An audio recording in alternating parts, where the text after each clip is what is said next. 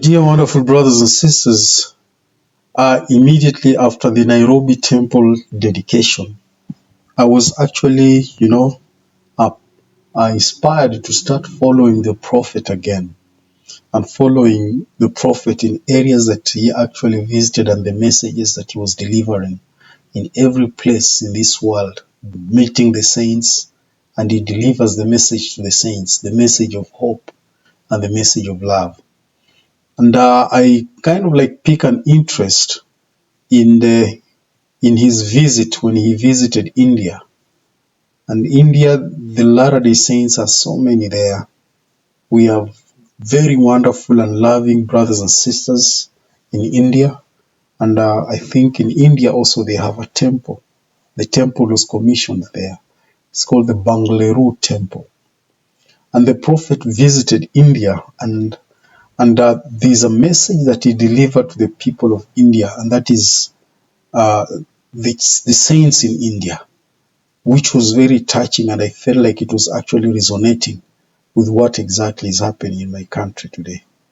And without further ado, I'd like just you to listen to this message that President Nelson actually delivered to the people in India.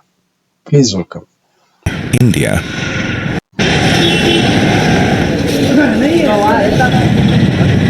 A bustling city of more than 12 million people, including nearly 2,000 Latter-day Saints. It's also the site for a new temple, announced in the annual General Conference of the Church of Jesus Christ of Latter-day Saints. So we are now pleased to announce plans to construct 7 more temples. Bengaluru, India.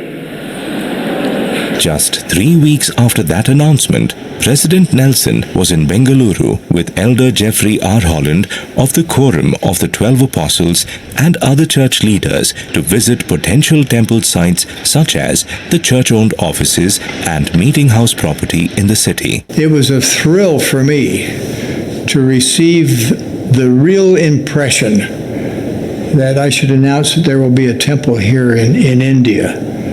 Because this will bless not only the people of India, but in neighboring nations. President Nelson shared that sentiment with a full house of members and friends of the church at a special devotional on the 5th stop of the Global Ministry Tour, April 19th. I look at this wonderful congregation of at least 1,000 people. I am filled with wonder. The flowers you see are beautiful, but the flowers I see are you folks. President Nelson told those in attendance he first came to India as a heart surgeon in 1966. These opportunities to get closer to India are very precious to me. President Nelson taught the congregation what they could do to prepare for a new temple where families could be joined together forever. We've been a temple building people under the direction of the Lord from day one. We will have to give up contention.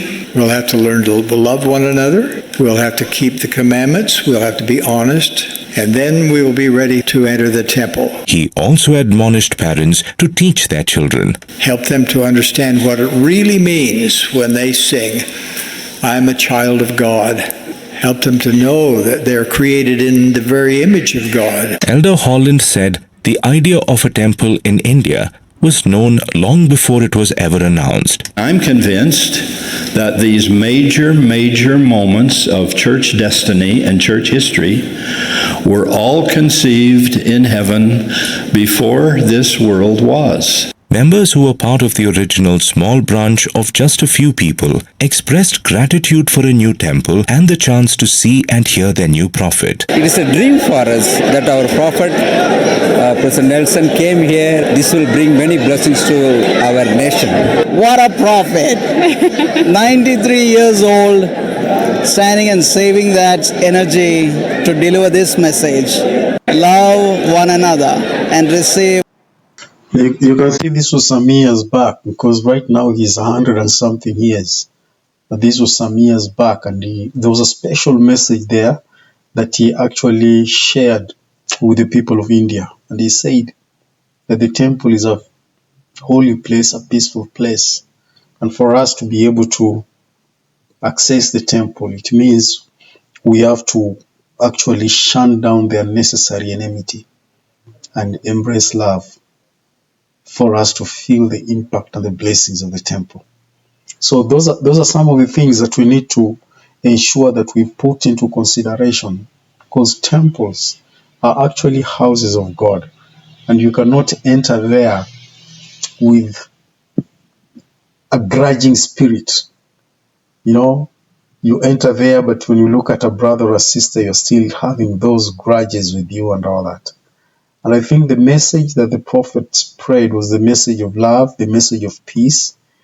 And as I was thinking of what he says, I thought, like, if all members in this world, if the entire world, everybody will be worthy of a recommend in the whole world. Can you imagine if my president in Kenya would be worthy of a temple recommend? And then, what do you think? How will the world be? You know, if everybody would be worthy of a temple recommend in the whole world. Can you imagine if President Trump was worthy of a temple recommend? Yeah, imagine people like President, what is his name? The guy in China, Zhong Pingxin. If he was worthy of a temple recommend, you know, what kind of a place will the world be? The world will be a very peaceful place. The world will be a very wonderful place for people to live in, and families will be really protected, and our children will be more safer. But the problem is that at times we have leaders who are actually not called of God. Okay?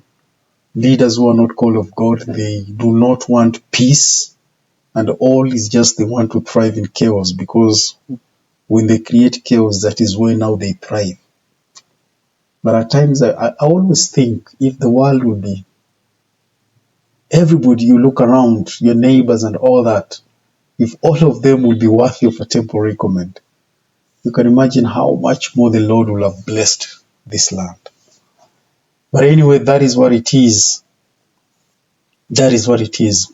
But the biggest satisfaction is that the Lord is gathering his own, and Israel is being gathered. And that is what I can see, my wonderful brothers and sisters. To my saints in India, shout out to you, man. You're doing a good job there. India is a very wonderful, brilliant place. They are good. They are really doing a good job there. Thank you very much. God bless you. Looking forward to see you again next time. Thank you.